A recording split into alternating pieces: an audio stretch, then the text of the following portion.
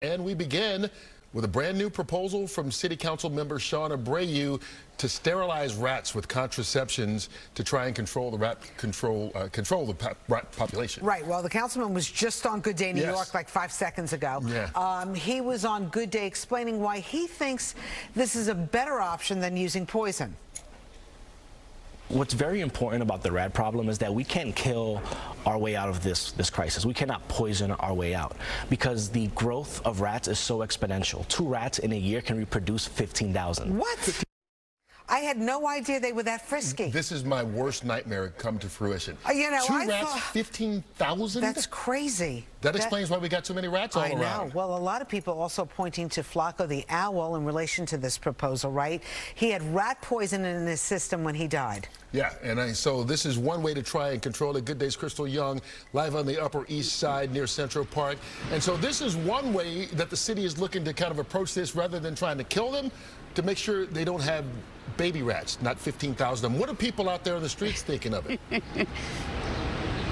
Yes, people are pretty much saying we just need something that works. So if contraceptives are the way to go, let's tie those tubes, let's get it going, because we just do not like rats. Now, the councilman stole my thunder. I was going to have that little factoid for you that 2 rats in a year can produce 15,000 descendants. There are 3 million of them. That's an estimate. In New York City, we know there's a lot. And we don't want pets like cats and dogs eating poison and them dying too, just like Flacco. So what to do? So contraceptives are the thing. I took it to the streets to find out what people are thinking and talking about.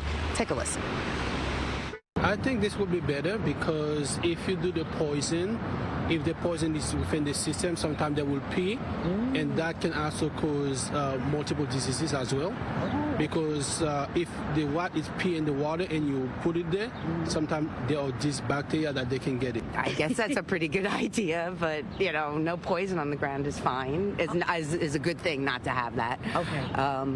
Yeah, I do have a joke, but I'm not. Oh, wait, what is it? No, come on, what is it? If it works for humans, why shouldn't it work for rats? So these salty pellets are supposed to be so tasty to rats that they won't want to dig through trash. They will just want to eat them. And it is going to work on the reproductive system of the male rats and the female rats. This pilot program will start in 2 neighborhoods in what they call rat mitigation zones. It's going to be an area of about 10 blocks each. And all I can say is fingers crossed, because I love animals, but less rats would be a good thing for New York City. All right, Kurt and Rosanna, I'm going to toss it back inside to you. I don't think anybody would complain about fewer rats in the city. You know, and one of the other things that Councilmember Abreu brought up was that rats have learned to stay away from the poison. Interesting. They understand the taste of the pellets, and so they get them in their mouth and they spit them out.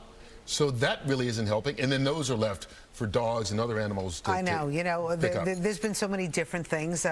City Councilwoman Julie Menem was doing something on the Upper East Side where I think she was putting carbon dioxide in the rat holes. In the rat holes, and that was helping, we thought, but we got to do something. And it's got to be a multi-pronged approach. Yeah. You know, all right?